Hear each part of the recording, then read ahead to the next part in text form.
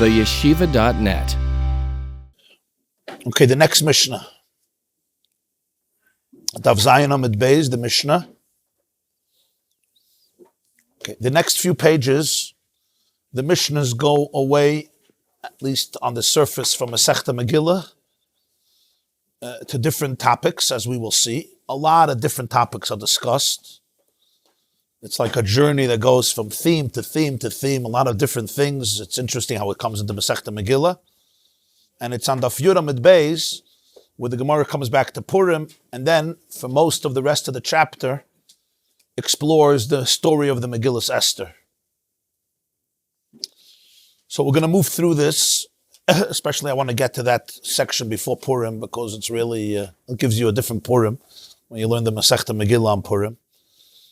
It's mainly the first chapter of Masechta Megillah and part of the second chapter, because the end of Masechta Megillah doesn't deal so much with Purim, it deals with different subjects that are brought in. But here the Mishnah goes off on a tangent, a few Mishnahs about different topics, and the way it happened was as follows. We learned earlier in the previous Mishnah. I know. We'll discuss. Bli neder. We learned earlier in the previous Mishnah the only difference between Adar Rishon and Adar Sheni is Megillah and Matanas Lavyonim. That if you did it in Adar Rishon, you have to do it again in Adar Sheni, because the time for it is the second Adar. So it said Ein Bein Adar Rishon L'Adar Sheni Ella. There's no difference between the two Adars only. Once the Mishnah introduced that concept, it goes now through many themes in a similar way. Things that are similar, but not identical. For example, Ein ben Yom Tov l'Shabbos ela oichel nefesh bilvat. There's no difference between Yom Tov and Shabbos besides work connected to food that people eat. Meaning there's nothing that's forbidden on Shabbos that's permissible on Yom Tov besides oichel nefesh. Zayin Amud Beis, the Mishnah. Nothing is forbidden on Shabbos and Mutter b'Yom Tov. In other words, you have brachas. Okay, it helps. What are you allowed to do on Yom Tov? What are you allowed to do on Yom Tov that you're not allowed to do on Shabbos? So the answer is there's only one thing, and that is oichel nefesh bilvat. When it comes to preparing food. So for example, slaughtering an animal, I can't do on Shabbos, I can do on Yom Tov.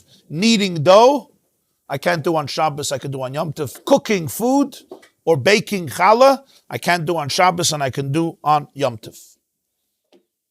Bilvad, that's the only difference. The reason for this is a pasuk in Parshas Boy.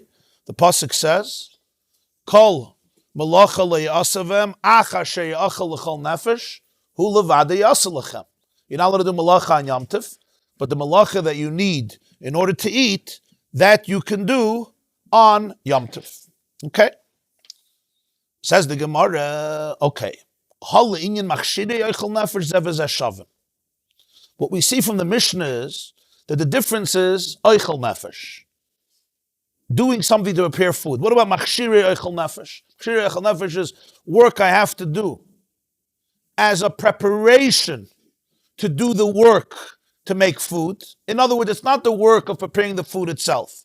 For example, I need a knife. Yeah. So I create a knife or I fix a knife, so I should be able to shecht an animal, so I should be able to have food. Yeah. I need a spit to be able to roast the meat on fire on Shabbos, but I don't have a spit. So I have to go create or repair a spit in order to be able to roast. That's called machshirei oichel nefesh. It's not the malacha, it's not kneading the dough or putting it in the pot and cooking it, which on Shabbos you're not allowed, on Yom Tov you're not allowed to do. I'm doing that, which is a preparation, a preliminary preparation that I should be able to do the malacha of oichel nefesh. I don't have a knife to shecht. I don't have a spit to roast, to barbecue. I don't have a pot in which I could cook. So it sounds like Zivah Zeshavin. Here, Shabbos and Yom Tov would be identical. Because if I'm slaughtering or roasting, that's preparing the food. That's called Meleches Oichel Nefesh. Creating the knife or fixing the knife is not preparing food. Fixing a knife, you're not making food. You're making something that will allow you to create food. Is that allowed? That's called Machshirei Oichel Nefesh. Sounds like the Mishnah that Yom Tov that's not allowed. It says, Masnis in the Loike Rabbi Yehuda. This would mean that our Mishnah doesn't follow Rabbi Yehuda. The Tanya, we have a brisa. Ein ben Yom Tov l'Shabbos ela oichel nefesh. Rabbi Yehuda matir af machshirei oichel nefesh. Brisa said the only difference between Yom Tov and Shabbos is if you're allowed to prepare food. On Yom Tov you're allowed to. But Rabbi Yehuda says, no, even machshirei oichel nefesh you could. Obviously, our Mishnah does not follow Rabbi Yehuda. My time of the Tanakama. What would be the reason of Tanakama that you're only allowed to prepare food on Yom Tov, even if it's a malacha? You're not allowed to prepare that which will let you prepare food?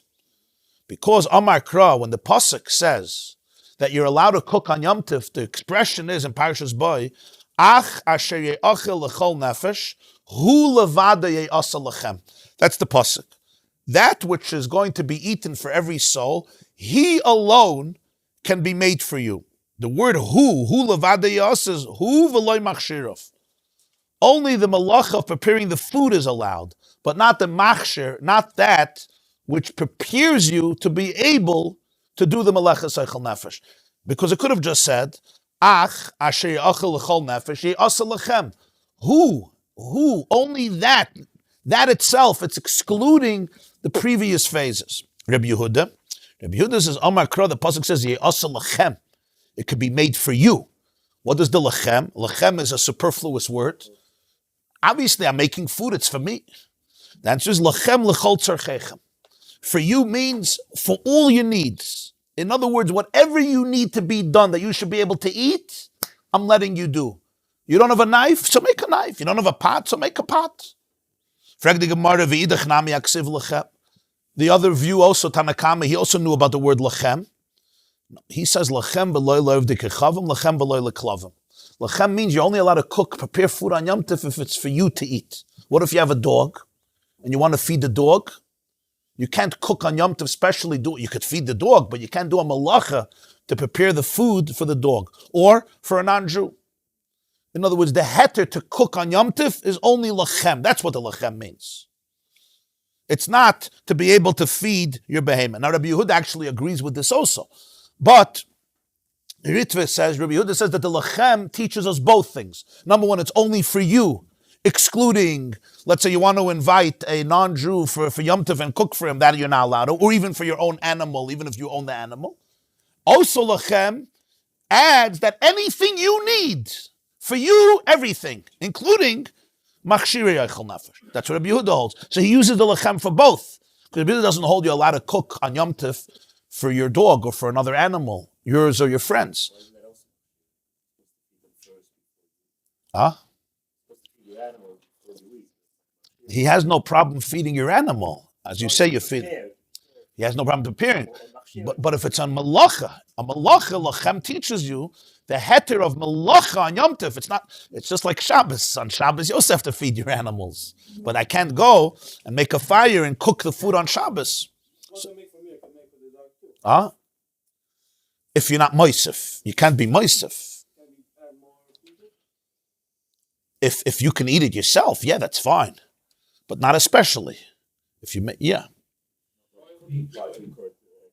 Yeah. If it's not specifically for that, yeah. V'idach nami haksivhu. Rabbi Yehuda knows about who. It says, hu levada ye'asa lechem. So, and we touched who is only the food, not the machshirim.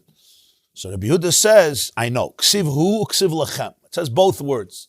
It says, acha she'achel l'chol nefesh, hu levada ye'asa lechem. It says hu and it says lechem. The hu is exclusive. The lechem is inclusive. The hu seemingly excludes machshirim. The lechem includes machshirim. So I explained, kan machshirin shef shalasayis erev Yom Tov, kan machshirin shef shalasayis erev Yom Tov. Yehuda says, machshirin that you could have done erev Yom Tov, for example. You have a knife, and it was blemished erev Yom Tov, and you had time to sharpen it and repair it before Yom Tov. Then Rabbi Yehuda would say you're not allowed to do it on Yom Tov. But in a case where the machshirim couldn't be done before Yom Tov, for example, the knife of the shchita was blemished on Yom Tov, it fell on Yom Tov, so you couldn't have done it out of Yom Tov, and you're not going to have food, then Rabbi Yehuda says you're allowed to. That's how he explains the hu and the lechem. You have an exclusivity and you have an inclusivity. You're excluding and including. So he says, logically, you exclude machshirin that you could have done Erev Yom Tov, and you include machshirin that you could have not done on Erev Yom Tov. Says the Mishnah Vayter, Ein ben Shabbos liyem HaKippurim, eler zez doine b'dei Adam v'zez doine b'karas. There's no difference between Shabbos and Yom Kippur in terms of Isur Malacha, that you're not allowed to do work. Of course, there's other differences. On Yom Kippur, I'm not allowed to eat. On Shabbos, I eat. The Mishnah knows that. But he's talking about the things in which they're similar. What are they similar in? Doing malacha. There's no difference. When I do malacha on Shabbos willingly, there's a potential penalty by humans, meaning by the court. Yom Kippur, there's no potential penalty by the court. It's only bekares, which means a heavenly punishment. Shabbos, there is potentially, at least, it's not easy to get a human punishment for Shabbos. It's very, very difficult because we know you have to have witnesses and be warned, and you have to do it after they warned you within a few seconds, and they had to warn you about the details of the punishment, and you had to acknowledge it and repeat what they said, and then do malacha within 3-4 seconds. It was not easy to get a human punishment by Bezdin for Shabbos, but the concept is that Shabbos has the potential to get a bidei adam dika punishment. Yom Kippur doesn't. Yom Kippur is always kares, which is a heavenly death sentence called kares. That's the only difference between Shabbos and Yom Kippur. If I light a fire on Shabbos, if I write on Shabbos, if I carry on Shabbos, or I carry on Yom Kippur, I light a fire on Yom Kippur, I plant on Yom Kippur, both forbidden but a different penalty. Says the Gemarah, okay, when it comes to payment, monetary compensation, it would seem that it's identical. What do we mean monetary compensation? Let's say it's Shabbos, and I go to your field, you have grain there, and I light it on fire. So I now did 2 prohibitions. I lit a fire on Shabbos and burnt your grain. I also caused you monetary loss. So we have a halacha known as kamlei b'derabamine, meaning you always incur the greater punishment. Since Shabbos, creating a fire could be a death penalty by Bezdin, so therefore I don't have to pay the monetary compensation. We actually learned it out from a pasuk in last week's Parshas Mishpatim, right? It says if somebody was fighting with his friend and there was a pregnant woman there, and he punched her and she had a miscarriage. So if she was not killed, onesh, he has to compensate. He has to compensate them, the husband and the wife, he has to compensate them with a monetary compensation, which they have to evaluate. But if there was an asain, if the woman was killed, and here it's an isur etzicha, there was murder, a person was killed, there's no anish, because kam le b'derabamine. So he says, we see that like Shabbos and Yom Kippur, it's the same. Even Yom Kippur, even though I'm not getting a death penalty from Bezdin, only from God, I will not have to pay the monetary compensation for causing damage to somebody on a monetary level on Yom Kippur. Both are shavin. That what? You incur the greater punishment, which is either the death of Bezdin or Karis, and therefore you're exempt for the smaller punishment. And it's a chiddush, because when it comes to Shabbos, I understand, because there's a death penalty. When it comes to Yom Kippur, there's no chiyuv mis, it's only kares from heaven. So you would think that cannot exempt you from payment. So that's what the Gemarah says. We see from the Mishnah, the only difference is they adam or kares, but l'gabe tashlum, and they're identical. That's funny. You're saying for kares you can do tshuva. For kares you can do tshuva. Money must listen. Our Mishnah follows Rabbi Chunya ben Akana. The Tanya, we learned to Bryce, Rabbi Chunya ben Akana, Yoisi Yom Kippur Shabbos. L'tashlumin. He deemed Yom Kippur like Shabbos when it comes to payment. Ma Shabbos, Mischayev benavshi apotim and atashlumin. Af Yom Kippurim, Mischayev benavshi apotim and atashlumin.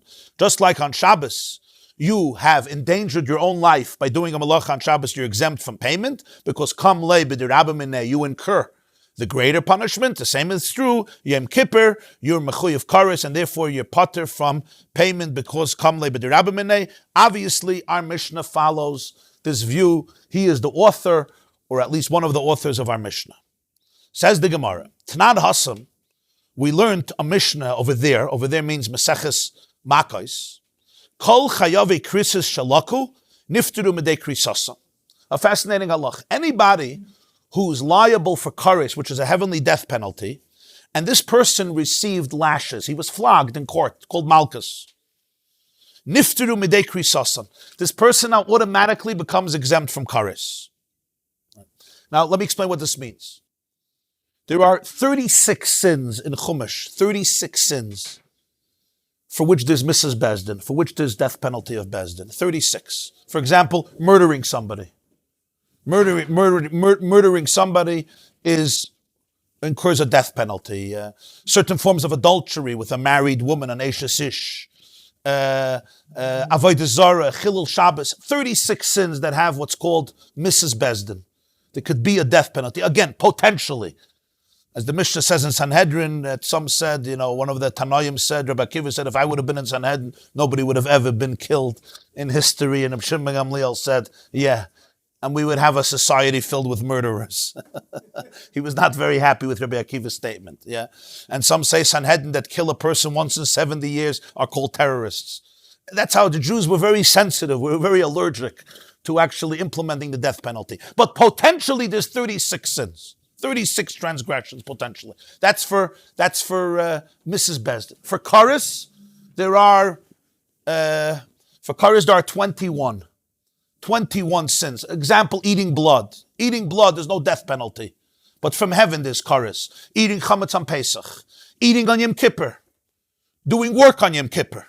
Like we're learning, all these things, eating chaylev, these things, it's no death penalty from humans, only kares. There are 207 or 208 sins for which you get malchus. That's a biggie. There's 18 Misa b'dei Shamayim. Misa b'dei Shamayim was also a heavenly death penalty, but lighter and later than kares. For example, a Yisrael eating Terumah is Misa b'dei Shamayim. Just an example of that. Okay.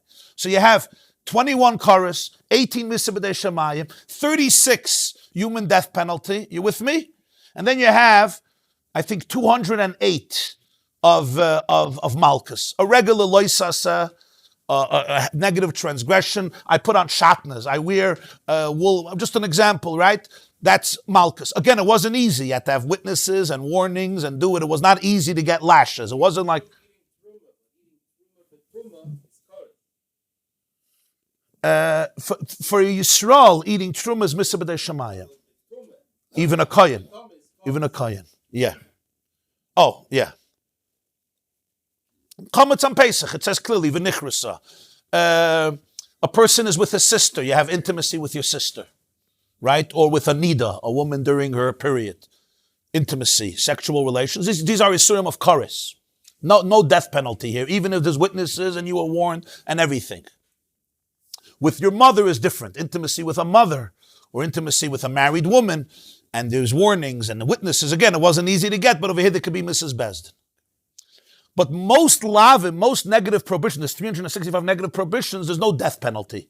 There is potential for malchus, for flogging, 39 lashes. And here they also had to estimate your health. If you weren't healthy enough, they may give you only 3 or just let you go. And if you came there and you were scared and you started to urinate, that's it, they let you go, right? You know that. Because you were embarrassed, that's it, they let you go. If you ran away, they didn't pursue you. they didn't bring you back. So you really had to be, you had to work hard to get malchus. It wasn't so easy. Kares is considered more stringent. The Misa b'dei Shamayim. Mrs. Bezdin is, of course, more serious, because kares you can do tshuva. Mrs. b'dei Shamayim. I murder somebody and then I say, I did tshuva. Bezdin doesn't do that, doesn't deal with that. Kares is God. It's between you and God. That's my point. You could do tshuva. Kares, you could do tshuva. Mrs. Bezdin, you can't do tshuva. Oh, you're right. Yeah, Mrs. Bezdin, you need a whole system. It's almost impossible to get Mrs. Bezdin. You have to understand. It's not like people think, a guy lit a cigarette on Shabbos, they took him Sunday and they stoned him to death. There had to be 2 witnesses. They had to see him doing it. They had to warn him, not that you're not allowed to do it. They had to tell him what's going to happen to him if he does it. And he's still not punished, even if he lights it up. He had to answer them, I heard what you said, and repeat it. Okay? And then within 3 seconds from their warning, he has to do it. Because if not, we say he might have forgotten. So if he waits 10 seconds to light the cigarette, it's nothing. It's between him and God. That's what I'm telling you. Mrs. Besdin or Malkus, it was not an easy thing to get. It was very, very, very, very difficult. Huh? You're right. Yeah, Koris is without, because God knows. But you can also do tshuva. Okay. So now comes this Mishnah and says, if a chayave krisis, any sin which you chayav Koris on, in other words, a loisisa which has Koris but no Mrs. Besdin, how many are there like this? 21. If you did it in front of witnesses and they warned you that you're going to get Malkus, because according to most Tanoim, if it's an Isser Koris, there's also a Chi of Malkus if they warn you. If there's Mrs. Besdin, there's no Malkus. There's no human punishment of Malkus. It's only death. But if it's Koris, according to most Tanoim, there's a Isser Malkus. If they warn you, you're going to get Malkus. If he gets Malkus, there's no Koris anymore. It's over. Koris is gone. Shenemar, the Pasuk says by Malkus and Parshas Kiseitze, they should strike him 40 times, which is really 39. V'nikla achicha la'einecha. And your brother gets embarrassed or demeaned before your eyes. Kivon shalaka hareu ka'achicha. Moment he's struck, he's flogged, he is your brother, your complete brother. He's not considered a Rasha. Earlier in the Pasuk, he calls him a Rasha. V'hayim bina kaisa Rasha, in the same parsha. Once he's struck, he calls him your brother. The point is, once he gets Malkus, there's no distinction anymore. He's your full brother. It's not like, oh, you're the guy who got Malkus. No. V'nikla achicha leinecha. He did what he did. He got his penalty. He's your full brother. V'nikla. So we learn from here that even if it was a Koris, if he gets Malkus, he's achicha, your brother. In other words, there's complete kinship. Just like you're not getting Koris, your brother's not getting Koris. Divrei Reb Chananya ben Gamliel. This was the view of Reb Chananya ben Gamliel. Reb Yochanan chalukan alav chaver Reb Chananya ben Gamliel. The friends of Reb Chananya ben Gamliel did not agree with him. They believed that if you did a sin that you're mechuyev Koris, for example, you ate chametz on Pesach. We're talking, of course, willingly. Somebody eats chametz on Pesach because they forget that it's Pesach, or they never knew about Pesach, or like today, most Jews don't know what Pesach is, what chametz is, or the significance of it. Then you don't get a punishment because it's called a shoygig, or even less than a shoygig. We're talking about you knew everything and it was willingly and that. So then there's a chi of Koris for eating chametz on Pesach, or eating on Yom Kippur, or eating blood, right? So they hold that there's no Malkus for that. Even if they warned you, you're going to get Malkus, and you agreed and you acknowledged and you did it, there's no Malkus. That's what Reb Yochanan says. Reb Chananya ben Gamliel is an isolated opinion. Amar Rava says, Amri Bei Rav, in the Beis Medrash of Rav, they said, Tanena, we have a source for Rabbi Yochanan in our Mishnah, because it says, Ein ben Yom Kippur l'Shabbos, ela shezez doine b'dei Adam, v'zez doine b'hi Koris, v'im isa, idi v'idi b'dei Adam hi. Our Mishnah proves Rabbi Yochanan that Reb Chananya ben Gamliel is an isolated opinion, because our Mishnah says the only difference between Shabbos and Yom Kippur is that for Shabbos there's a death penalty by humans. And Yom Kippur, there's only a death penalty from heaven. According to Reb Chananya ben Gamliel, even for Yom Kippur, there's a penalty by humans. Why? Because they can give him Malkus. And if they give him Malkus, he's potter from Koris. So it's also Bidei Adam. What does our Mishnah seem to prove? That Rabbi Yochanan was right. Reb Chananya ben Gamliel's opinion is an isolated opinion. And all the Chachamim argue with him. Because our Mishnah seems to indicate that for Yom Kippur, the only potential penalty is what? From heaven. Malkus is a penalty from humans. That's what Rav said. They proved in the yeshiva of Rav, Rabbi Yochanan was right. Amar Reb Nachman said, I'm sorry. No. Our Mishnah cannot prove either view. Reb Chananya or the other way.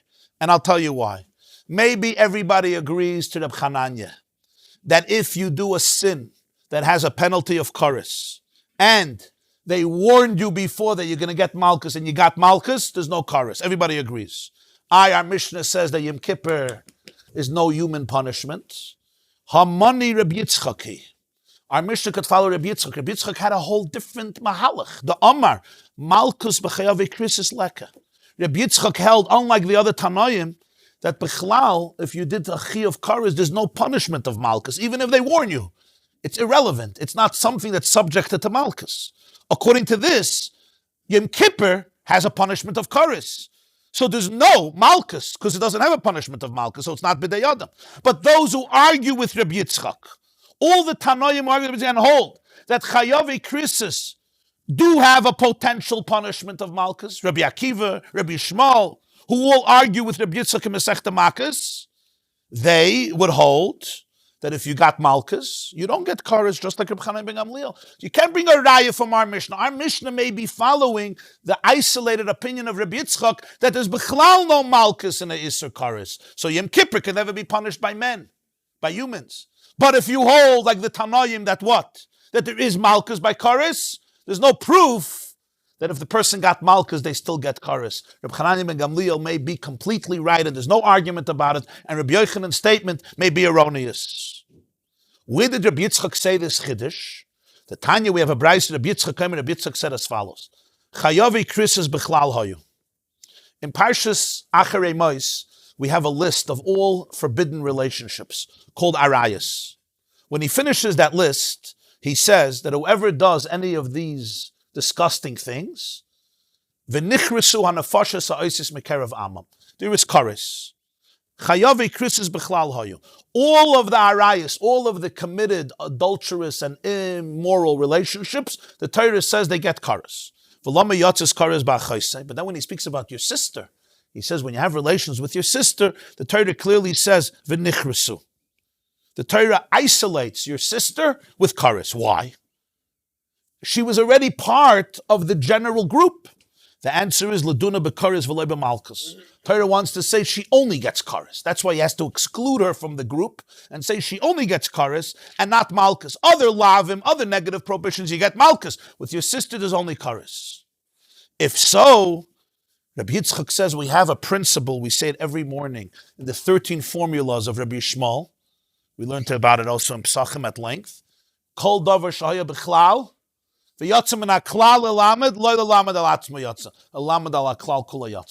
Somebody was part of a group. You took him out of the group. It wasn't only for him. It was to teach me for the whole klal.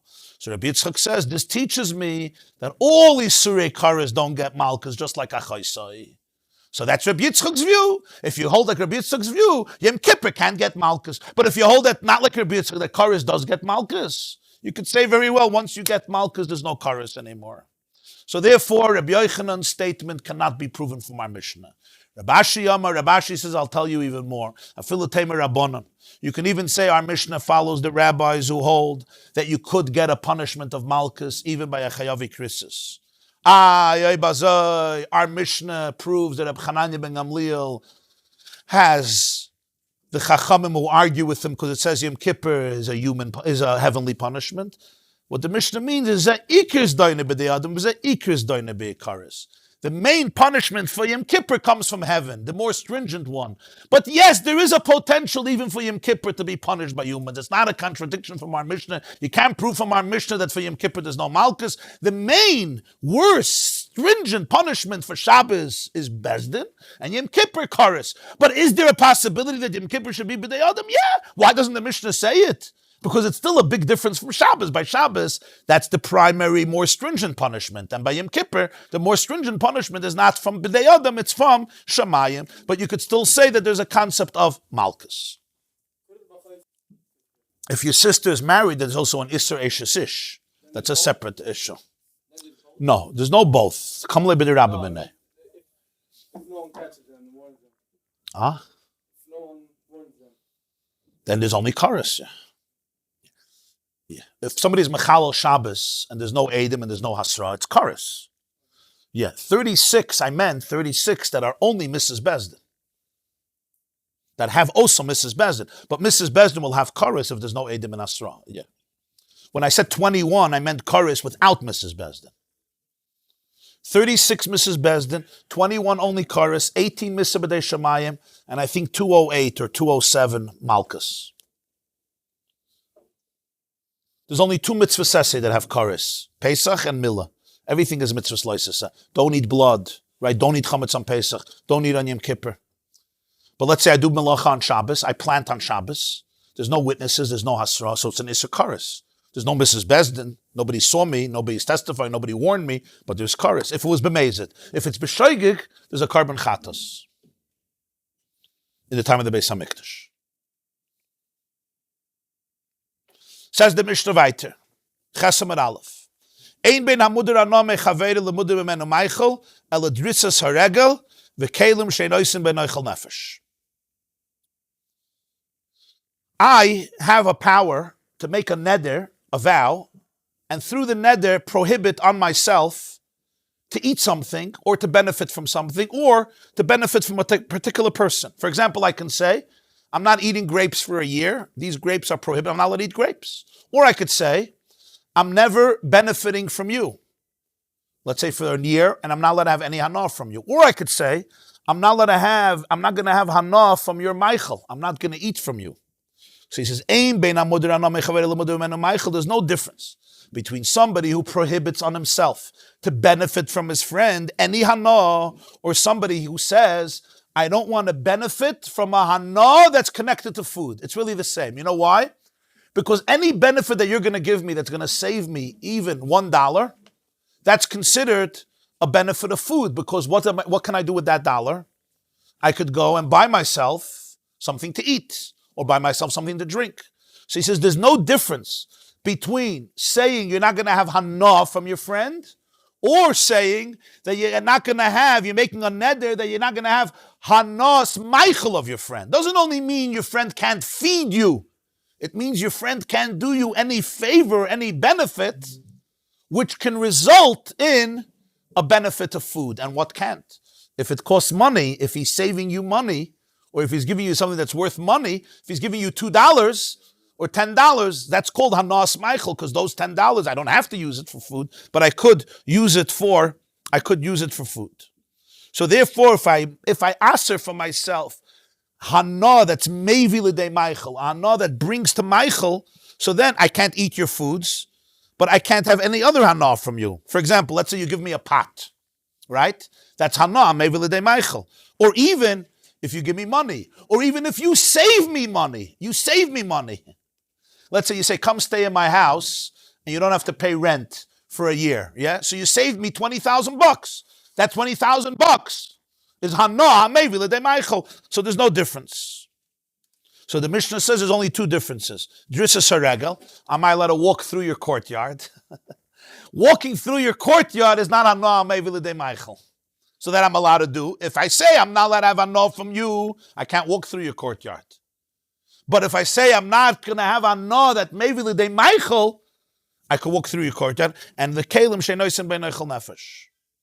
You can also, let's say, I want to borrow from you a sefer to learn, or a beged, a coat. It's not mevi l'dei oichel nefesh. It's not bringing to food. It's not like you're giving me $10 or you're giving me a pot to cook in, right? If you let me walk through your courtyard, or you give me kelim that are not used for food, so if I said I'm not going to have hana from you, I can't borrow a sefer from you. But unless I do ataras nadarim. But if I said I'm not going to have hana that brings to oichel, I can borrow a coat from you. I can borrow a sefer from you because it's not mevi l'dei oichel. Of course, only in a case where usually people don't charge for it. If people usually charge for it, so by you lending it to me, you're saving me $20, and those $20 I can buy, right? How many tuna sandwiches outside? One tuna sandwich. You go to fancy restaurants, I see. Right. I can't borrow that which is used for oichel. Exactly. Says the Gemarah. Okay, got it. Very clear. This is your question. What about kelim in which you make oichel nefesh? A pot? It would be identical. Why? Because even though I'm not getting food from you, but let's say I borrow from you a spit, or I borrow from you a grill, or I borrow from you a knife or a pot. These are things that it's a hana, it's not oichel, but it's hana of oichel nefesh. Here it would be the same. Drissa saregel. If I say I'm not allowed to have hana from you, I'm not allowed to walk through your courtyard, holei kapti inshi. Most people are not makbid if people walk through their courtyard, if they're not damaging, of course, their property, and they don't ask you for payment. They don't say, here, give me payment. So that means it's not really hana, it's not worth any money. So why does the Mishnah say I'm not allowed to do it? Amar Rava Hamani Rebbe Lezer, the Amar Vitur Aser b'Muder Hana. Rebbe Lezer held that even something that people are mevater on, mevater means they forego any monetary benefit. They don't say, okay, every time you walk through my path, you have to pay me 50 cents. Even that is asur b'hana if I made a neder not to have hana. You know, the hana doesn't have to cost money. Hana means I walk through your property, it's a benefit, even though it's not worth any money. You're not giving me $10 or $1 or 50 cents because everybody does it for free. Rabbi Eliezer holds it's still called hana. This is the shitta of Rabbi Eliezer. So even the person is vitur, he's mevater, it's still considered anon. I'm not allowed to have hana. The Chachamim disagree. They hold that vitur is mutter b'muder hana. In other words, something that people are mevater, they forgo any benefit. Getting it is not considered a hana. And if I would have allowed to walk through your courtyard. This is only lefi Rabbi Eliezer. Right. It's hana. I'm getting hana from you. I'm getting hana from your property, from your house, from your courtyard, even though Chaim Yankel is doing the same thing and he's not paying you a penny. It's not something you're makpid on. Right? But nonetheless, Rabbi Eliezer holds it's called hana, and therefore there's an issur on me to do it. Sagt the Mishnah weiter, ein bei nedarim lenedavus, ala shanedarim chayev b'achriyusin, and nedavus ein chayev b'achriyusin. There's no difference between nedarim and nedavus, only in terms of incurring responsibility if it gets lost. What does this mean? There's two ways in which somebody can contribute a sacrifice to the Beis HaMikdash. One is called a neder, one is called a nedava. A neder is, I say, Harei alai lahavi carbon. I'm making it on myself an obligation to bring an offering to Hashem. I want to bring, let's say, a sheep as a carbon oil. That's a neder. Now, I have to go and buy the sheep and consecrate it and bring it to the Beis HaMikdash. That's called a neder. What's a nedava? Nedava is exactly the same thing. Nedava is a gift. What's the difference? Nedava is I actually single out the animal and I say, Harei zu lekarbon. I don't make a neder. A neder is I make a responsibility on myself. I have to bring a carbon to the Beis HaMikdash. So now go get a carbon and bring it. Nedava is different. I point out, let's say a cow or a donkey, not a donkey you can't bring as a carbon. A sheep, an ox, a goat, and I say, this, harei zu carbon. Now I have to bring this to the Beis HaMikdash as a carbon. There's different types of carbonas. You could bring a carbon oila, you could bring a carbon shlamim. There's different halachas, but you have to bring it as a carbon. Is there any difference between these two halachas? He says one difference. Nedarim yer chayev b'achrayas. What happens if the sheep dies tomorrow? I bought a sheep, I'm about to bring it to the Beis HaMikdash and it dies. Do I have to bring another one? So he says, Nedarim, you are chayev. If it got stolen or it got lost or it died, you have to bring another one. Nedavos, you don't incur responsibility. Right, because you said, this sheep should be a carbon. This sheep got stolen. Oh, I'm sorry. By neder, I said, harei alai carbon. I have to bring a carbon. I'm sorry, I know you paid $1,000 and you wanted to bring it and you almost brought it and it died and it's not your fault or it got stolen or a lightning bolt hit it. I understand, I'm not blaming you, but you have to bring another one because you didn't fulfill your obligation. Says the Gemarah, Holi'inyan bal ta'acher zevez eshavim. When it comes to bal ta'acher, they're identical. What do we mean bal ta'acher? The Torah says that when you promise to bring a carbon, loy sa'acher l'shalmai. Don't delay it. There's an issur to delay it. What does it mean to delay it? What does it mean to delay it? An extra day? What if I don't live in Yerushalayim? There's basically three opinions. If Pesach and Shavuos and Sukkot pass, all three, and you did not bring it, you were over on Bal Sa'acher. Another opinion is 3 Yomim Tovim, even if not in the order of Pesach, Shavuos, so it could be Shavuos, Sukkot, and Pesach. A third opinion is even if 2 Yomim Tovim pass. A fourth opinion is even if one Yom Tov passes. And a last opinion, the fifth opinion is only Sukkot. If Sukkot passes, you're over on Bal Ta'acher. So if I dedicate the animal on Tisha B'Av, right? When am I over on Bal Ta'acher? According to one opinion, I have to wait. Pesach, Shavuos, Sukkot, and if I didn't bring it till after Sukkot, I'm over on Bal Ta'acher. So there's 5 opinions, which we learned in Masechta Rosh Hashanah, what Bal Ta'acher is. It says, don't delay. How do you figure that out? So the Chachamim argue about it. What do we see from this Mishnah? Nedarim and Nedavos are the same when it comes to Bal Ta'acher. In Bal Ta'acher, there's no difference. You have a certain deadline by when you have to bring the carbon. Says the Gemarah, Tanan Hasim, we learned on Mishnah Maseches Kinim, Ezo Neder. What's a Neder? The Mishnah didn't explain, so he explains it. I have on me an obligation of oila. Ezu nedava, zul oila. What's the difference? Nedarim meisui nignavu avdu, they died or they were stolen, they were lost. Chayev b'achrayus, and you incur responsibility. Nedavos meisu nignavu avdu, they died or they were stolen, they were lost. Ein chayev b'achrayus, and you're not chayev. Menan emili. How do we know this? How do we know that a person is chayav in a neder? You could say, I say harei alai oila, I have a chiyuv, and I brought it. I bought it. I have it, and it died. No, how do you know that that's not called enough to dispense you from your obligation? So the Tana Rabbanan, the rabbis taught, there's a brayso by a carbon oil. It says, V'nir tzaloi lechaper alav. V'nir tzaloi means it will be, what does it say, V'nir tzaloi? It will be, how does he translate? It will be accepted as an atonement. It'll be accepted. V'nir tzaloi, it will be accepted willingly. Lechaper alav, to atone for him. What's the alav? So Reb Shimon says, Es sha'alav chayav b'achrayusay. V'es she'eni alav ene chayav b'achrayusay. If it's a carbon that could be called alav, then there has to be lechaper. It has to actually be brought. And as long as it's not brought, you're chayav to bring it. If it's not a carbon that's alav, you're not chayav b'achrayusay. So v'nir tzaloi lechaper alav is telling me that the only way it's going to be accepted is l'kashay yischaper. It has to be lechaper.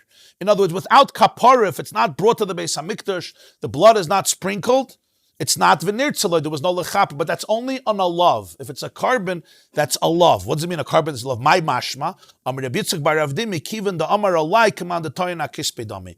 When you say harei alai carbon, like the word alav, it's on me, it's like you're carrying it on your shoulder. When you say alai means it's on me. You know when you say this is on me? What does it mean this is on me? It's an expression. I'm obligated to do this. But it's literally on me, physically means something is on top of me. Meaning, I feel it's yoke. There's a yoke on me. It's on me. It's on top of me to do it. So, v'nir tzaloi lechaper, when do you need the actual lechaper? Only if alav, if it's on you. You said it's on me to bring a carbon. That's only by a neder. By a nedava, you didn't say it's on me to bring a carbon. You said, this is a carbon. Not it's on me. I'm not obligated. I'm obligating the animal. It's not me, it's the animal. The animal is a carbon, not me. So therefore, in many ways, harei alai is it's like I'm the carbon. I don't mean I'm the carbon, but I'm the one who has to bring the carbon. It's on my shoulder. But harei zu, it's not about me. The animal is a carbon. The animal is gone, so there's no carbon anymore. But in the first case, when it's on me, even if the animal is gone, yeah, it's still on you. It's still sitting on you. So you got to bring it to the Beis HaMikdash. Oh, you don't have this one. Go get another one. Says the Mishnah, Ein bein zav haraya shtei riyas l'haraya shalish ela carbon. Ela carbon. Was. We didn't skip. You were daydreaming. We didn't skip. You had a good daydream. Where did you go? To Australia? You know the Ma'aseh Vitzah, yeah? Vitzah, they finished my Nasra. And he walks around the Shul, Shalom Aleichem, Shalom Aleichem, Shalom Aleichem, Shalom Aleichem.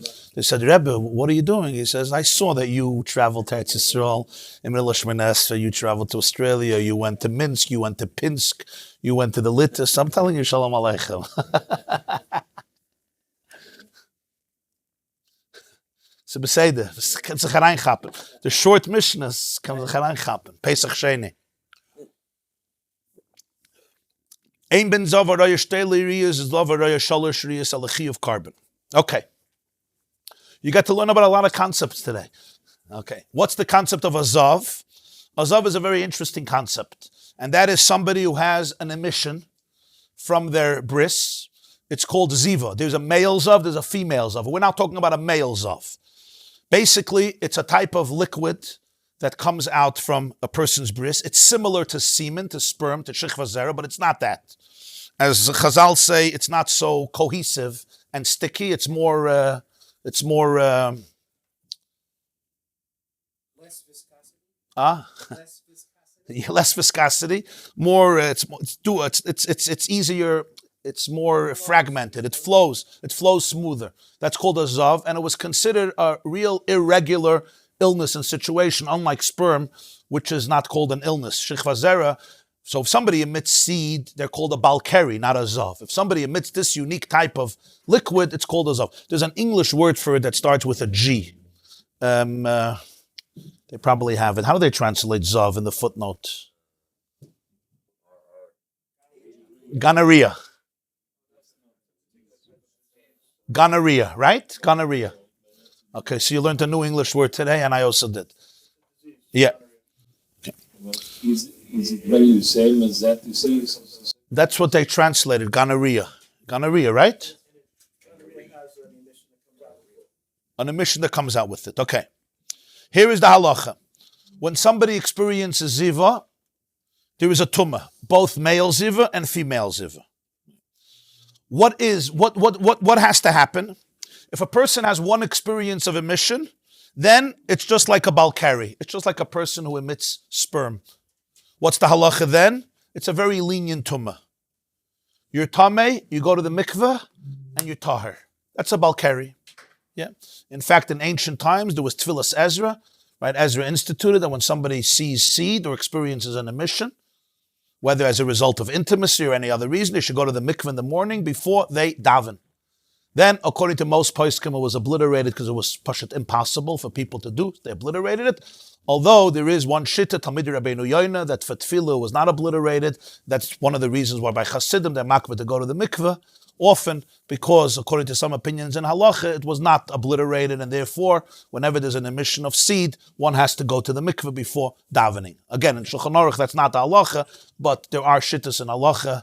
The Rambam brings it, the Rif brings it, Talmidei Rabbeinu Yoina brings it. It's a very interesting discussion. One Zivah is similar to a balkari. Now, a balkari is considered a rishon l'tumah. Rishon l'tumah means, if you remember Reb Chanina's Gan HaKayanim, rishon l'tumah means, I am not a prototype of tumah. I'm not a father of tumah. I'm a recipient of tumah.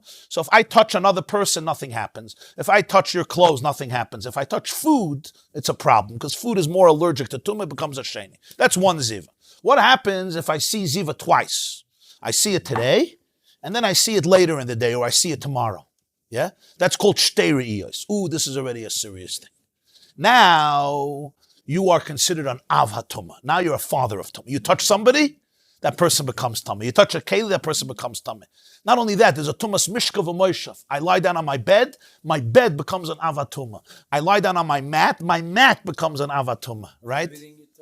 No, something that you could lie on or sit on, like a chair or a mattress that you lay on, something that's made to sit or sleep, that becomes an avatuma. If I touch the mattress, it's a rishon l'tumah. But if I lay on it, if it's something that's made to lay on or to sit on, mishkav and moishav, mishkav means lay, moishav is to sit, it becomes an avatuma, which means if another person sits down on it, he becomes a rishon l'tumah. It's a very serious tumah. It also, you have to count 7 clean days. 7 clean days after the emission. After 7 clean days, on the 7th day, you go to the mikveh and you're good. Why? Because you had 2 emissions. Either in 1 day or in 2 days. You have to count Shiva. And what if on the 7th day I see a new emission? I have to start over again. It disturbs everything. I have to start over again the next day. I have to count 7 clean days. Shiva Nakim. That's Zav. What if I see 3 times? Now, I have to bring a carbon on the 8th day. So the Mishnah says there's no difference between Zav, who saw 2, or saw 3, only a carbon. Everything else is the same. A Zav who saw twice, count 7 clean days, go to the mikveh and you're good. A Zav who saw 3 times, host has to bring a carbon. Huh? Yeah. One time you're like a balkari. A balkari, you're a rishon. Because you're like getting tameh from the semen. No 7 days. You go to the mikveh. That was the concept of tefillas Ezra. It was very common. Ezra made a takana. A person is together with his wife at night. In the morning, you go to the mikveh before you daven. Before you say Krishma, before you say brachas, before you daven. Again, I told you, according to the Shulchan Aruch, the Chazal say they were mavatal it. Yeah, there's an inyan to go to mikveh. I'm explaining one of the reasons by many chassidim, they were makbid on going to the mikveh more often is because this shittas and halacha, it's not just midas chassidus. Yeah, the Arizal used to go to, there's an inyan to go to the mikveh every day, but that's a higher level of kedusha. I'm just adding that even halachically, yeah, from a Litvak's perspective, if you want, there are shittas and halacha that you still have to go to the mikveh to daven if you saw a seed. Again, it's not the psak and Shulchan Aruch. That's why most Jews don't. I'm just pointing that out. That's it. It's just a very interesting thing people don't realize. This disease exists today or was already there? The disease? Huh? Zivah. Du bist a doctor. Okay. It exists. Gonorrhea exists, but is this what you're describing and does that exist today? They said it's called gonorrhea. Well, if it's gonorrhea, Yes, but is it the same? I don't know where they take it. They write gonorrhea. I saw they write gonorrhea. Right. Saras doesn't exist today, but this may exist. I don't know. May exist. Says the Gemarah,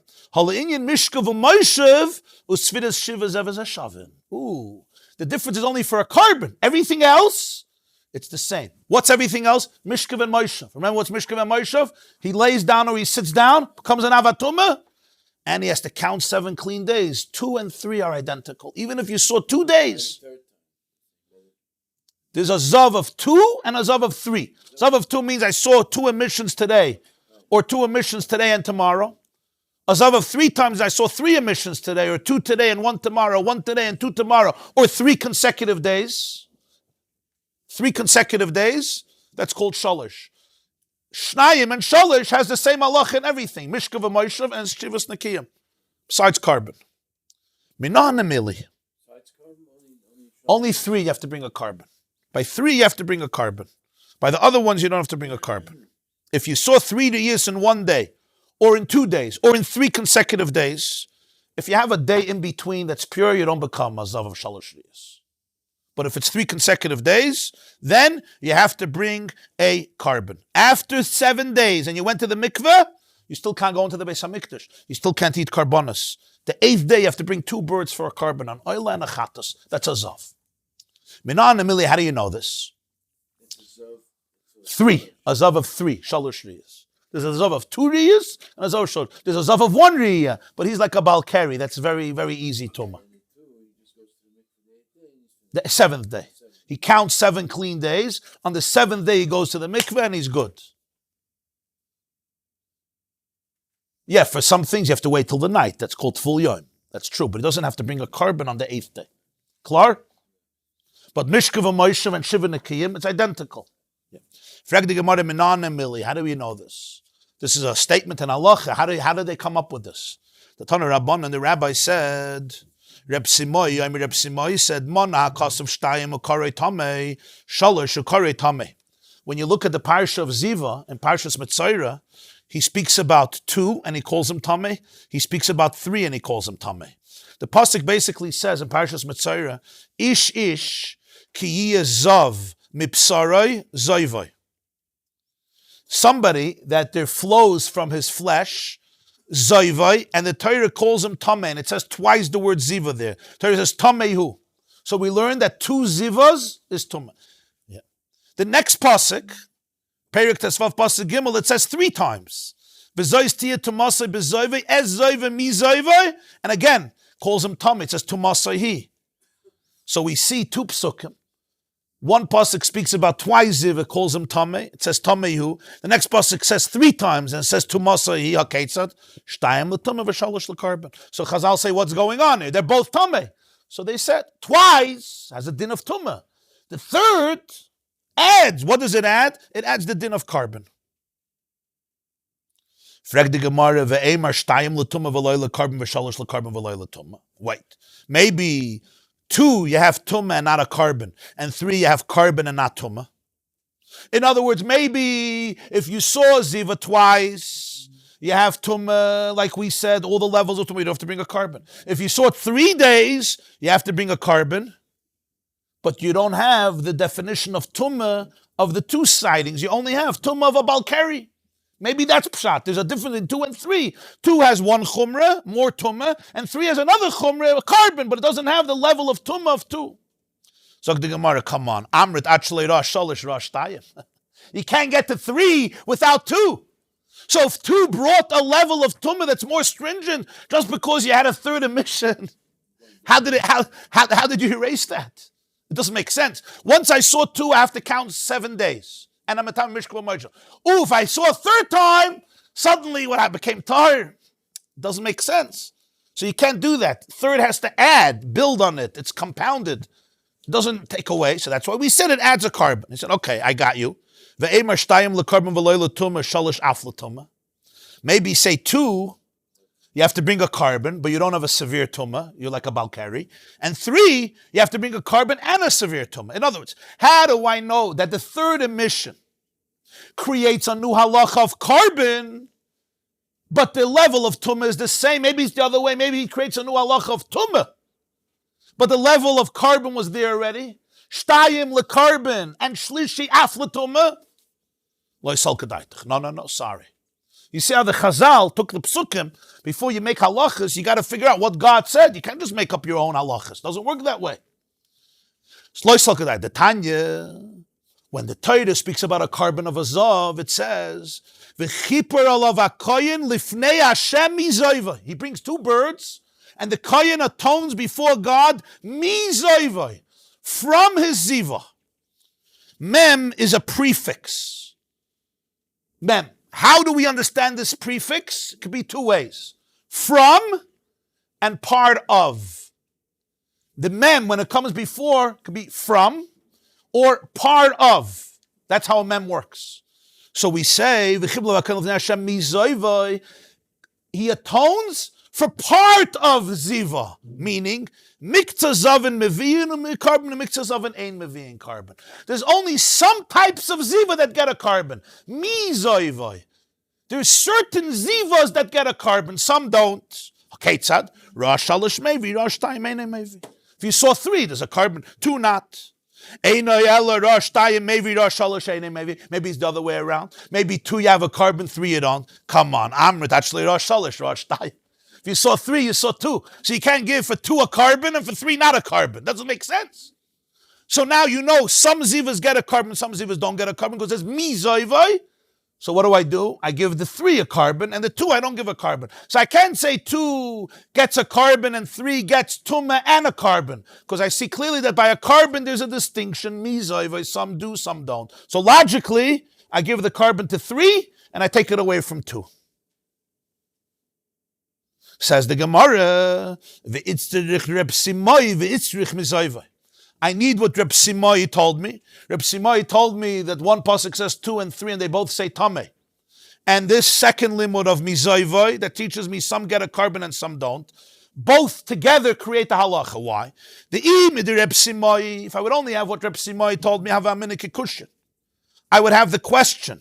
The question is, I know there's a difference between 2 and 3, but I don't know what the difference is. I can easily say 2 gets a carbon and 3 gets also a more serious tumah, because I don't know what the difference is. Kamash malon mizayvai. So I need mizayvai to tell me that some zivas don't get a carbon. Granted, very nice. Mizayvai teaches me that some zivas don't get a carbon.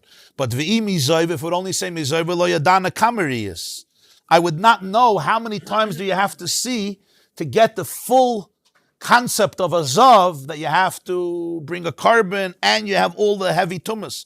Because the Torah over there doesn't speak about numbers. Kamashmal under Reb Simai. Reb Simai teaches me that there's a difference of 2 and 3. Because without Reb Simai, I would say maybe for a carbon you have to wait for 4. I don't know. So Reb Simai teaches me there's 2 and 3. 3 is a higher level, 2 is a lower level. Now I have to say, what's the difference? What's the difference? So I say, Mizayva teaches me some get a carbon, some don't. So 2 has everything besides carbon. And 3 has everything plus carbon. Okay, great. So as a result of that, we said that 2 and 3 have the same level of tumah. Mishkav Moshav, you have to count 7 clean days. The difference is that the third one, you also have to do a carbon. So the Gemarah says, V'hashta da'amrit mizoivei l'drasha. Now that you used mizoivei for a drasha, that it only means some of the zavim have to bring a carbon. V'chiyiter hazav mizoivei ma'darashtei. Earlier pasuk, it also uses the word mizayvai. When a zav wants to become clean from his ziva, you have to count 7 clean days. What are you going to do with that mizayvai? You just said that all of them have to count clean days. So what are you going to do with that mizayvai? It says, Hahumi boyalei l'kedatanya. That mizayvai teaches me a special halacha. The Parshas says, "V'chiyitar hazav." When the zav becomes tahir mizayvai, he counts 7 clean days v'safar. So it teaches me first of all kshayifsik mizayvai. The moment you stop the emission, you could right away start counting 7 clean days. You don't have to go to the mikveh before counting. The moment there's no ziva, you could right away start v'safar. No, next v'loy mizayvai v'nigay. Another halacha is that even if you have a leprosy while you're having ziva, you have two afflictions, you could still count 7 clean days, even though you have a tzaras. In other words, as long as the Zivah stops, you can count clean days. You still have a leprosy, you're still tameh. You're right. You're not going to go to the mikveh yet. You're going to wait till you heal from your leprosy, and then you'll go to the mikveh and you'll kill 2 birds with 1 stone. You'll finish your Zivah and you'll finish your tzaras, and then you go through the tzaras process. But you don't have to wait for 7 clean days until you heal from your leprosy. Just the Zivah has to stop. You could start counting without going to the mikveh. You don't have to go to the mikveh before counting 7 clean days. For example, a Mitzvah, when he gets healed, he goes to the mikveh, he shaves, then he counts, brings a carbon. But here you don't have to. Finally, Mizoivoi v'safar limit al zav bal shtei re'iyas sheton sfiras shiva. Mizoivoi v'safar means that even Mizoivoi, even a Zivah that is a partial Zivah too, you still have to count clean days. You have to count 7 clean days. So that's the second Mizoivah. It says twice Mizoivah, by karbonis and by counting. By karbonis, I learned Mizoivah, some get a carbon, some don't get a carbon. By counting, I say, Mizoivah teaches me, number 1, the moment you stop the Zivah, you could right away count. Even if you're a Mitzvah, you can count. And even when you're a Zav of 2, you still have to count 7 clean days. It's logic. What do you need a pasuk? If he's metame mishkav and moishav, don't you think he has to count 7 days? You said before from Reb Simoi that his tumah is like the third in the sense that it's metame mishkav and moishav. So why would you think that he shouldn't count 7 days? If he has such a serious tumah, if he sees 2, he should also count 7 days. So he says, Shemeris yom keneged yom teichiach. No. It's not logic, and I'll tell you why. We now go from male to female. With female, the halacha changes. What's the halacha by female? When a girl is born, the first time she sees blood, it's called nida. It's called the menstrual cycle. After 7 days of nida, before she gets to the next nida, if she sees an emission of blood in the middle, it's called 11 days between nida and nida. She's not called nida, it's called zivah. Today, the reason why we do nida like zivah, women count 7 clean days, they really don't have to. Because nida, you don't count 7 clean days. Nida, she could flow directly 7 days, and when after 7 days, she goes to the mikveh that night and she's tired, even if she saw blood yesterday. For nida, you don't need clean days. You just have to wait 7 days, even if she's seeing blood and she goes to the mikveh. The problem is zivah, and today we don't distinguish between the two. 7. It's usually around 5 days. But the tumah is 7 days. That's it. You understand? By us, it's like 12 days or 14 days because she's counting 7 clean days. But dam zivah by a woman has a little bit of a different halacha. If she sees blood for 2 days during the time of zivah, she's called a zava ktana. If she sees 3 days, she's called a zava gdoila. What's the difference? If she sees 2 days, she only has to count 1 more clean day. It's called shemeris yoim keneged yoim. For every day she saw, she has to have another clean day. She saw 1 day, she needs a clean day. If she saw 2 days, she just needs 1 more clean day. Shemeris yoim keneged yoim, and then she becomes tahir. She's good. She only has to count 1 clean day. If she saw 3 days, now she has to count 7 clean days and bring the carbon. But if she saw only 1 or 2 days, not like a man, right? She counts 1 more clean day, she goes to the mikveh and she's good. No. Even if you know for sure it's dam ziva, the halacha by a woman is completely different than by a man. It's called shemeris yom keneged yom. What's the halacha by shemeris yom keneged yom? Metame mishkav v'moishav. During that time, she's metame mishkav and moishav like a zav. But ve'ena tunas for a shiva. She doesn't have to count 7 clean days. She only has to count 1 clean day. So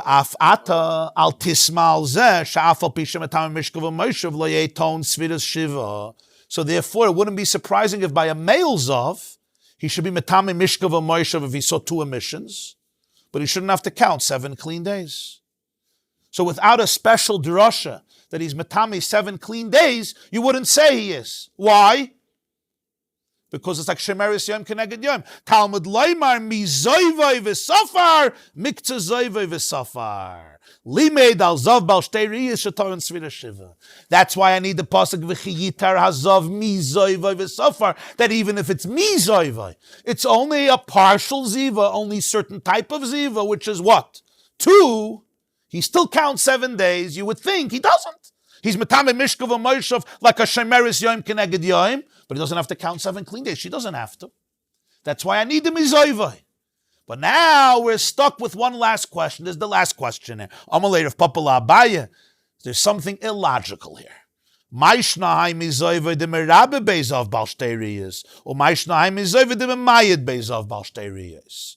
You're being intellectually inconsistent. You had 2 mizoivois, one by a carbon and one by counting. By a carbon, you said that what the lashon was by a carbon. V'chiper alav hakoyin lifnei Hashem mizoivoi. So we said mizoivoi teaches me only some zivois need a carbon, others don't, and I excluded 2.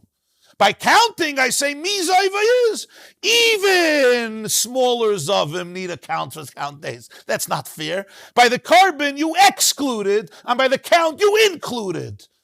Come on. It says mizoivoi. Some, yeah. So by 1, you said some, yes, some not. The chipper of mizoivoi, some zivas need a kapara, some don't, 2 don't. By the count of the clean days, and mizoivoi, even some zivas need a count. Why didn't you do the same thing? Some zivas get a count, some don't. In other words, if you saw 2 times, you don't need to count 7 days. The Papa asks Abaya, this is so unfair intellectually. Mamish inconsistent. Amalei, Abaya said, no, I'll explain to you the difference. If the mizoivai by the clean day count is coming to exclude that only some zavim count and others don't, in other words, the 3 one counts, but the 2 don't, lishtekramine. The Torah could have just not put in the word. You could have deleted the word. It could have just said, ki yitar hazav, that's it. V'chi yitar hazav. When hazav becomes tar, he counts 7 days. Because you wouldn't then include a zav who saw twice because you don't have a source for it.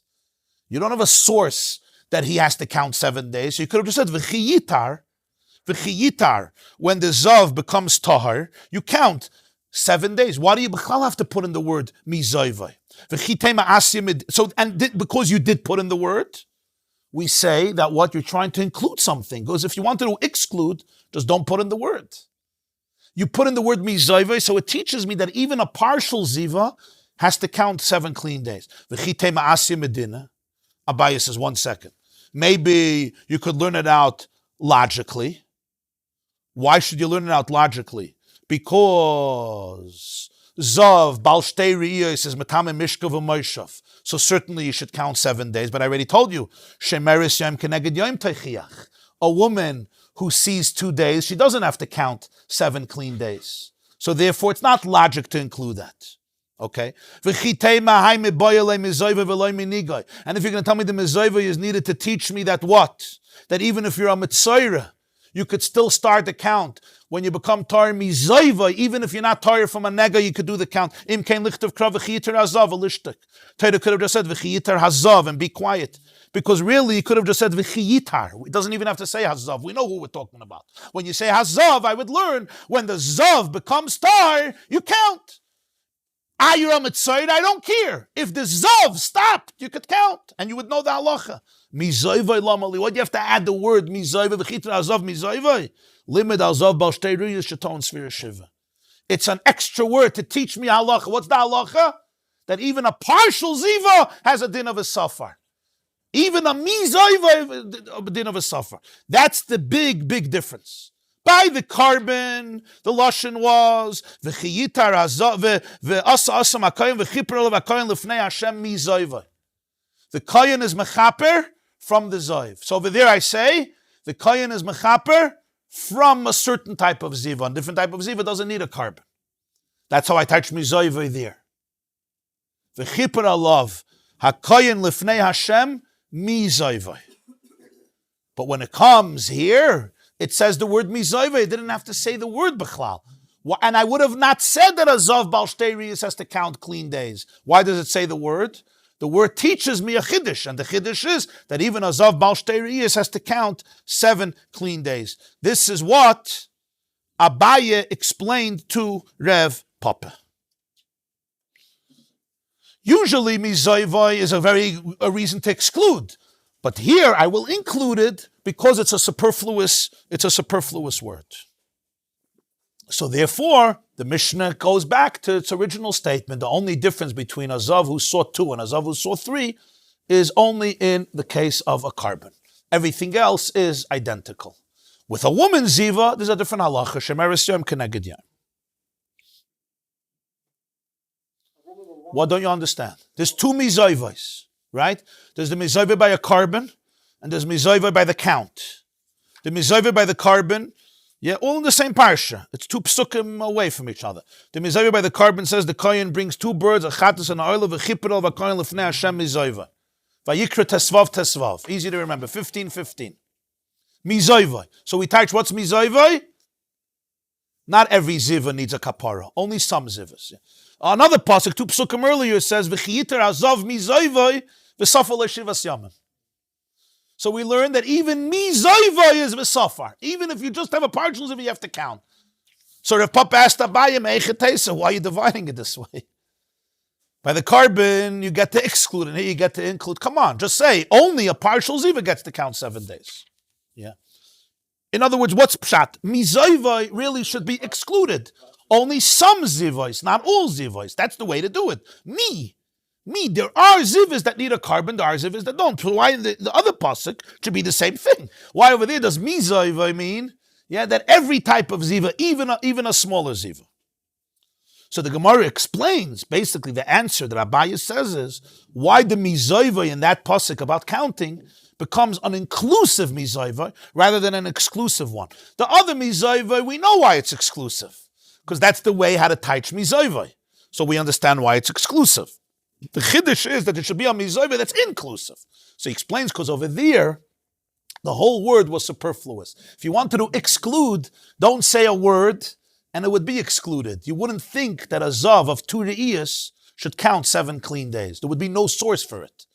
We would have a source that he's tamei. We would have a source for mishkav v'moishav, but we wouldn't have a source for. We wouldn't have a source for what? For shiva nekiyim. We wouldn't say it. There would be no source for it. So don't say anything. Why do you add that word? So therefore I say, to teach me halacha. What's the halacha? That even a partial ziva has to have a 7-day count. When it comes to a carbon, on the other hand, right? I teach mizoivah regularly. Why do you call the second year? No, I mean 2, not 3. I mean 2, not 3.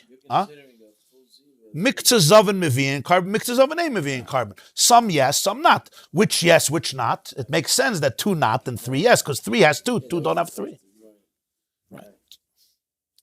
Verstehst nicht? That's the chiddush here. It's very strange. Yeah, it's very strange. Well, it's not mamash the taich. I told you the prefix of mem, usually you could say from. V'chiyiter hazav mi zoiva, when the zav becomes clean from his ziva. We're using the mem in a dual fashion. Mem as from and mem as part of. Right? Like you'll say, miktzas min hachabura, right? A part of. Me hachabura. I'm going to take me hachabura from the group, not the whole group. From. So how do I teach it? So you're teaching it in 2 opposite ways. Yeah. So by the carbon, it says v'asa oisam hakoyin echad chatas v'echad oila v'chipper alav hakoyin lefnei Hashem mizoiva. Yeah. Could have just said v'chipper alav hakoyin lefnei Hashem, right? It says mizoiva. So we teach the mizoiva is from the ziva, but also mizoiva is from some of the zavim, because some of the zavim don't need a carbon. That's how he's teaching it. Miktzas zoiva. What the halacha by a woman one time? A woman, if she sees once or twice, 1 or 2 days, she is called zava ktana. She's tameh. She's serious tumah, like Matami Mishkav of Moishav, but then she waits one clean day. Let's say she sees Sunday, she waits Monday, and that's it. If Monday she's pure, she goes to the mikvah on Monday and everything is good. It's all over. Even if she saw Sunday twice or she saw Sunday, Monday, she waits Tuesday. It's called Shemeres Yom Keneged Yom. She guards a clean day for a Tameh day, or one day for 2 days, but that's it. She goes to the mikvah, she's good. If she saw 3, so let's say Sunday, Monday, Tuesday, now she's like a Zava G'dayla. Now she has to count 7 clean days and bring a carbon. And the clean days have to be without any blood. And then she goes to the mikveh. By a nida, you don't have that halacha. By a nida, let's say a woman starts seeing blood in her cycle, right? And the blood goes straight for 5 days, 6 days, 7 days. At night, she goes to the mikveh, like women do today, and she's tired. She's tired l'bayla, she's good. I float for 5 days or 6 days, not a problem. Shivas yamim tia b'nidas, and then she becomes tired. Today, we don't halachically distinguish between Zivah and Nida, and that's why after she finishes her cycle of blood, she counts 7 clean days, like Zivah. Of course, there's no carbon today. And then she goes to the mikveh. She has to go to the mikveh at night, because by Nida, you go to the mikveh at night after 7 days, because you could flow a whole day. By Nida, even the 7th day, there could be a flow, and at night, she goes to the mikveh. Men couldn't have this by Zivah. We have to count 7 days. No, Zav is much more stringent, because by a man, even 2 times Zivah, you have to count 7 clean days. By a woman, it's only 3. But then it's separate, men and women, no? Oh. How does it come to Megillah? Zav or gonorrhea or something like that. Gonorrhea, yeah. So we're talking about other types of, like a nida or this, that. It's a spiritual cleanliness or whatever, that you're going to end it by mikvah. But this is a disease. But first of all, how is that true? Right. That's why I don't know if it's mamash gonorrhea. It could be it's similar symptoms, because the concept of tumah is a spiritual issue. How is a mikveh curing a disease? It's not about the disease. It's about a spiritual malady that the count, somehow is a remedy for it. So it represents, The Sefer HaChinuch says that Zivah represents an extra liquid that emits, which represents a chayli, an illness, which spiritually is a symptom of a certain tumah in the person. You're right, yeah. He's right, like tzaraz, they say, is leprosy. It's not really leprosy. It's a skin affliction, which can be like leprosy. The tumasei alav, yeah. Rashi, very interesting. Shame Voshes. Yochel mitzad zeh. What does Rashi mean? What's really Rashi go? What's this Yochel mitzad zeh? What does the Menichus got to do with it? So it's so very nice. There's only 2 places in the Torah where the Menichus has a Gershayim. Achilas Terumah v'Tumah, only there, Achilas Chametz and Parshas. Rashi doesn't say anything but the Nichos on Parshas. In the Zokti with the Shem B'Dro, somebody came to him and said he ate Chametz and Parshas. So Gershayim steht Torah, he should go and go this. So Rashi, because here there's another Gershayim v'Nichos. Yochel mitzad zeh, letzad zeh yikolis v'Nichos, you should go and go this. Here it says Ani Hashem. Ani Hashem. In other words, why would I have to have in other words, you learn Rashi and you don't know what does Rashi want here? The Gershayim. In other words, there are so many times in the Torah it says V'nichos, so it doesn't garnish. Rashi is a Yochel From the Vilna Gaon. Ich weiß nicht, die Dosse von der Vilna Gaon, but der Vilna Gaon hat gesagt, er soll gehen in Goles. For V'nichos. And V'nichos, no, and Achilas Chametz. Yeah, I mean Achilas Chametz. Because there's a Gershayim there. So Rashi though, that's the only places in the Torah which is a Gershayim of V'nichos. Really? Wow. Yeah, boy and Achilas Terumah v'Tumah. That's it. So if you learn the Rashi, someone's like, without understanding, what does Rashi want? Yochel mitzad zeh. Why? First of all, what does it mean, Yochel mitzad zeh? That's Golis. You don't, the Kol Torah Kula, noch a Gershayim and V'nichos, so besides these 2. No, The part from from Emoir is not the Vilna Gaon. I heard that B'Shem, but B'Shem Hu. But when ich so by Chilas Terumah, the will By go Chilas the Chametz, person you don't that have to go to his Golus. teaching should be go to Golus. Why? There's a Geshaim. But if you learn this Rashi in Emoir, Beautiful. you see on Moir Digi Yisodeh. Beautiful. Yochem Mitzadeh. You learn the Rashi. Stamazeh. What does Rashi want? Beautiful. Yeah, there is no Venichas or Geshaim in Kol HaTorah. Only twice. Besides these two. That's it. You hear what he says? Huh? It's a word. It says in Parshas Emor that when somebody eats Terumah and they're tameh, right? When you eat Terumah and you're tameh, so v'nichrasa. So Rashi says you could think, okay, v'nichrasa means you should relocate, cut yourself out from this place and go to a new place. It says Ani Hashem, I'm everywhere. It says, why does Rashi say it here by Karis? Because it says v'nichrasa with a gershayim. V'nichrasa, gershayim means to expel, gerish. So you would think v'nichrasa means we're just expelling you from your place. So Rashi says, you think you're going somewhere else. Don't. It's not that. Ani Hashem. Why does Rashi say it? It says it's only twice. It says v'nichrasa with a gershayim here in Emor and in Boy by chametz. When you eat chametz on Pesach, it says v'nichrasa. But over there, Rashi doesn't say this. You could think you should be expelled. So he says that a Yid came to the Vilna Gaon that he ate chametz on Pesach. So the Vilna Gaon told him to go into Golus, to relocate, to go into exile. Because over there it says gershayim v'nichrasa. And Rashi doesn't say anything. Here, suddenly Rashi says this. Because here it says Ani Hashem. It says Ani Hashem, so here, the Ani Hashem excludes the gershayim. So it doesn't help to go into Golus. But over there, it says v'nichrasa with the gershayim. It means go into Golus.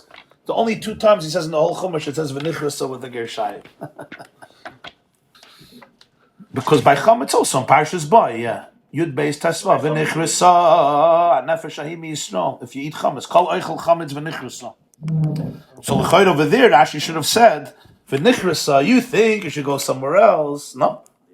But over there it doesn't say Ani Hashem. By Terumah, in Parshas, it says Ani Hashem. I'm everywhere, so v'nichrasa going away won't help. It doesn't say Ani Hashem. So over here, that would work. You go there. Rashi says something else. Over here, Rashi says, Mi Yisrael, you would think you could leave the Jewish people and go to another nation. That's what he says, my chametz. Talmud Loimar, somewhere else it says, Milafanai b'chol makom shu rishusi. Every place is my rishus. Also, he does say you can go some type of Golus. So he would think over there, you can't go to another nation. You can't go to another nation. For Rashi should have said something better. You can't even go to another place. He just says you can't go to another nation because it says Mi Yisrael. It doesn't have to be Yisrael, so you would think you go to another nation. He says, no, Malafanai, every place is my rishus. So he tainas that fart. Why doesn't Rashi say the same thing? It's a different vart. Over here, the vart is that you can't leave the Jewish people. But among the Jewish people, you could be in another place. You're still in Hashem's rishus. And over there, it's about another place, Ani Hashem. I don't know, Sarich La'ayin, but that's his vart. But Ma'ayin Zan Abyssal. Rashi does say something, but it's a little bit of a different mahalach. Same theme, though. It looks like Rashi saying the same Yeah, thing. but by an Emory he says you could go to another place. Here he says you think you go to another nation. You show another nation. Als ik altijd bespreken, Zivah. Ik zal de Gemarah komen to Megillah. Oh, al pi pshat or al pi sod? Al pi pshat, it's the ein bein other rishon, other sheni. So he goes ein bein Shabbos liyam kippur, ein bein Shabbos liyam tov, Shabbos liyam kippur, ein bein mudar hana, ein bein nedarim l'nadavis, ein bein zav. Yeah, there's still going to be another few ein beins. About Mitzayra. All like Mishnah? No, and then about Svarim, Tefillin, and Mezuzah. So it's basically... it's not Chiddush, it's not Torah, it's not Sefer. Huh? The Mishnah says in Megillah, Ein ben Yom Tov l'Shabbos, ela oichel nefesh, bilvad. What's a bilvad? Ela oichel nefesh. What's a bilvad? So I once saw in a Sefer, oichel nefesh bilvad. Yom Tov, not only you're allowed to cook, you're allowed to eat. You're not allowed to eat bilvad.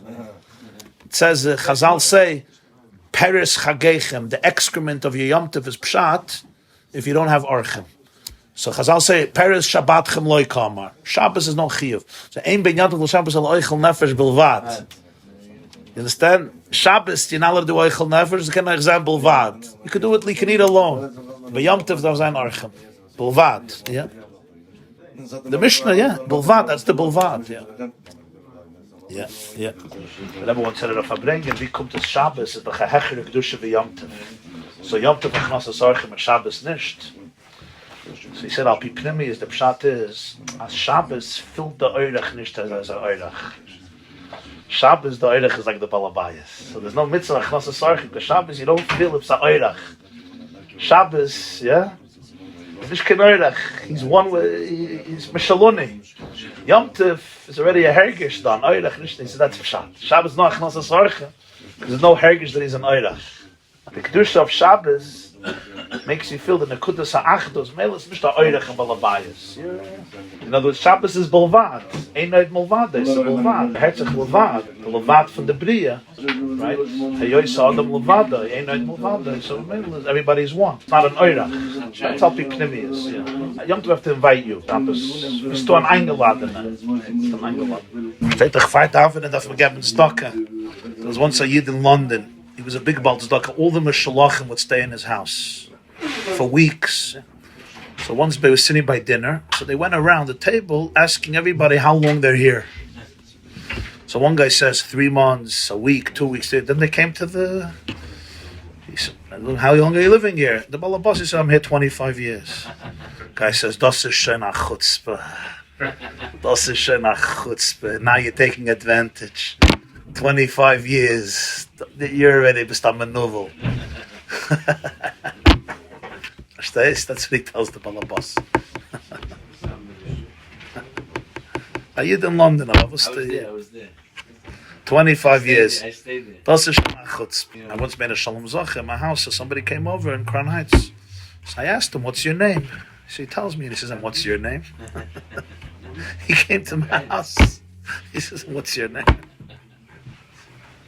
So I said, that's very nice. Okay. Yeah, you're asking a good shaila. You're saying the second mizoiva is also extra. It could have said, we know who we're talking about. Why does it have to say mizoiva? So the second mizoiva is also extra. So the second mizoiva is also extra. So the Torah could have been quiet. If the Torah could have been quiet, don't say it. Right? And if you don't say it, we won't know. We won't be marba. Don't say it. Be quiet. Just like the first mizoivai. The Gemarah says, if we wouldn't have said mizoivai, we would have not included the shtei riyas, only the shalosh riyas. So what does it have to say mizoivai to be memaya? Don't say anything. So you're saying, just like in that case, the Gemarah says it could have just not said anything, but because it does say, it means that you're being marbi, you're not being mamayid. That what mizoiva v'safar, that even miktzah zivah, you also do svira shavadakiyim. So make the same cheshbon the last mizoiva. Could have not said mizoiva. It's an extra word. So why does it say mizoiva to be mamayid? Don't say anything. Don't say anything, and you'll be at mamayid. The fact that you're saying mizoiva is teaching me a riboy. That what? That even when there's shtei riyas, you still have to bring a carbon. What would be the chilik between shtei riyas and shalosh riyas?